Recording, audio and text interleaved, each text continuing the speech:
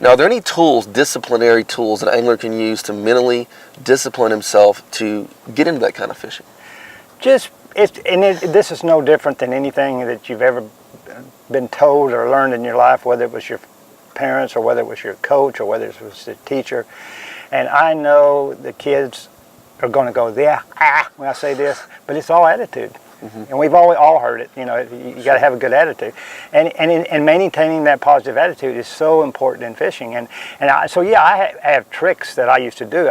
Sometimes it's as simple as you get tired of a certain bait and you say, man, they don't like this bait. It's as simple as just opening your tackle box and looking at, oh man, that looks good, and tying on. That little shot of energy, that little shot of, man, this might work, really is kind of your little magic potion, and I'm not saying that metaphorically either. Sure.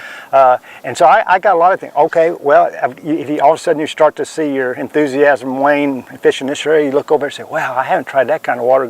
Anything like that will pick you up and keep you kind of your attitude good. And so I really just try to have all these little things that keep me excited. And once I get, lose my excitement for something, I'm going to tie on a lure or move to a different spot. Try something different to keep that excitement going, because that just plays such a huge role in the way that your eventual success. And the best example I can give is my dad with his magic lure was a red and white Lucky 13. And when he tied that bait on, even when he was 70 years old, still fishing with me, we could be out there in 80 foot of water, and the first bait he'd tie on would be that red and white Lucky 13. And he'd throw it up there, and when he was working that lure, he was a master. I mean, you could see he'd sit on the edge of his chair and he'd work it and jerk it and work it, and boy, every time he'd come by a log, you could see in his mind's eye this huge commode flushing and that lure down, because he'd just start shaking when he get near the end of it. And he might not get a strike on it all day long, and I'd be out there jigging a spoon 70 foot deep and say, Dad, and I caught 3 or 4 in a row, and I got, Dad, he changed his spoon, so he begrudgingly puts this little lure in his special spot. All the other lures are over here all tangled up, but this one's got a special, and then he gets the spoon, ties it on. Immediately, in his mind, he slouches back in the seat, he throws it over, he drops it down. Now he's watching girls ski down the lake, he's not even paying attention to the bait.